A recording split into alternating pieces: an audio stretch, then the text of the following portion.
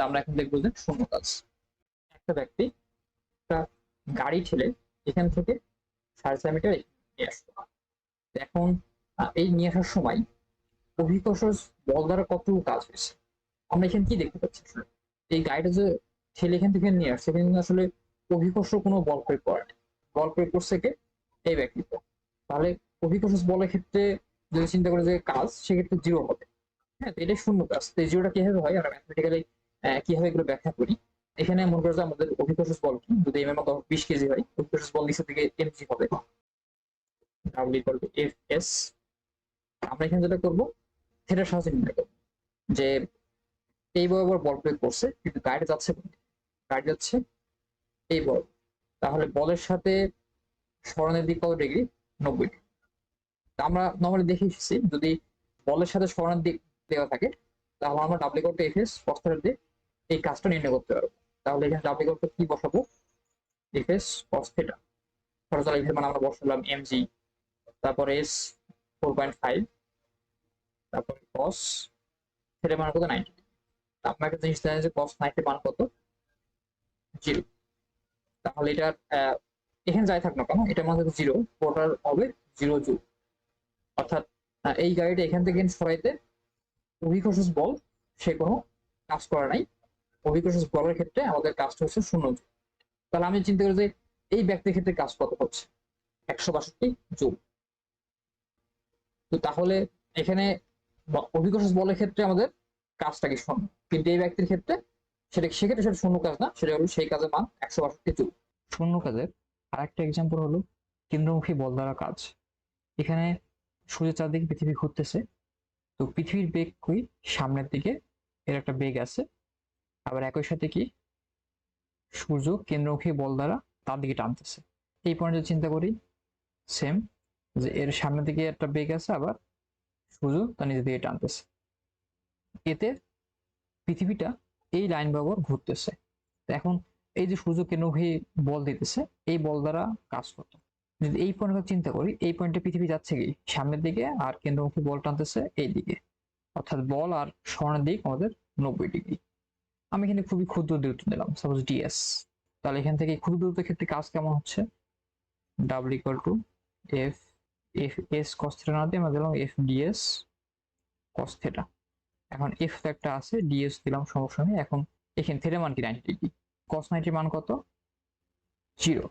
তাহলে আলটিমেটলি কি আসতেছে? কেন্দ্রমুখী বল দ্বারা ওই ক্ষেত্রে কাজ হচ্ছে কি 0 জুল। কিন্তু আমরা কি দেখতে পাচ্ছি যে যদিও পৃথিবীর চারিদিকে ঘুরতেছে, মানে সে তো মুভ করতেছে, কিন্তু এরপরও কাজ 0 জুল হচ্ছে। এটা কারণ কি? এটার মূল কারণ হলো আমরা চিন্তা করি এই যে সিস্টেম, এই সিস্টেমের মধ্যে এই পৃথিবীতে একটা বেগ আছে। এই বেগের জন্য সাপোজ একটা গতিশক্তি আছে half M B square, suppose ধরলাম সেটা হলো 1000 জুল। এখন যখন এ ঘুরতেছে এই কিন্তু 1000 জুলের মধ্যে থাকতেছে, এই 1000 জুল কিন্তু কমতেছে না আবার বাড়তেছে না, সে এই পুরো টাইম কি ওই 1000 জুল শক্তি নিয়ে সেরকম ঘুরতেছে। তো এই জন্য মেনলি কি এখানে যেটা হচ্ছে আসলে যেটা বের করছি আসলে কাজের পরিবর্তন 0 জুল, মানে এই সিস্টেম বাইরে থেকে কোনো শক্তি নিচ্ছ না আর শক্তি ছেড়েও দিচ্ছে না।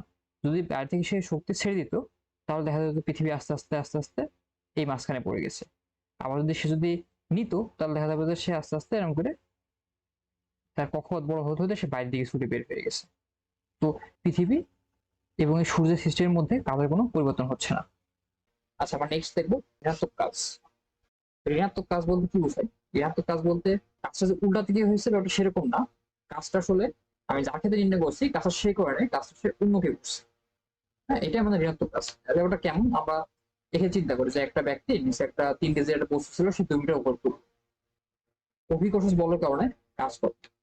এখন অভিকর্ষজ বল সেটা ডাব্লিউ ইকুয়াল টু কেএমজি, সে নিচে দিকে কাজ করতেছে। এখন পৃথিবী কি দেখতেছে? সে দেখতেছে সে কিন্তু প্রতি পয়েন্টে পৃথিবী নিচ থেকে টানতেছে, কিন্তু এরপরও কি হচ্ছে? বলটা কিন্তু এই বস্তুটা উপর দিকে উঠতেছে। আমি যদি চিন্তা করি যে এই পৃথিবীর বলের সাথে এই বস্তুর সরণ তার দিক কত হচ্ছে, এখান থেকে এতটুকু 180 ডিগ্রি। এখন W equal to F S cos theta. আমি এখানে কি দেখতে পাচ্ছি? এফ এর মান কত হবে? এমজি। এমজি মানে 3×9.8,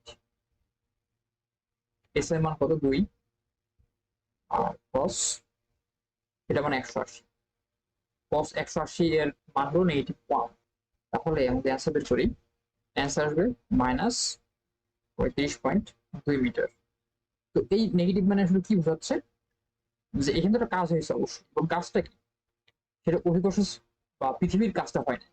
হ্যাঁ, নেগেটিভ কাজ মানে কাজটা অন্য কেউ করছে, এবং এখানে আমরা কি দেখতে পাচ্ছি, কাজটা করছে কি এই ব্যক্তিটা করছে।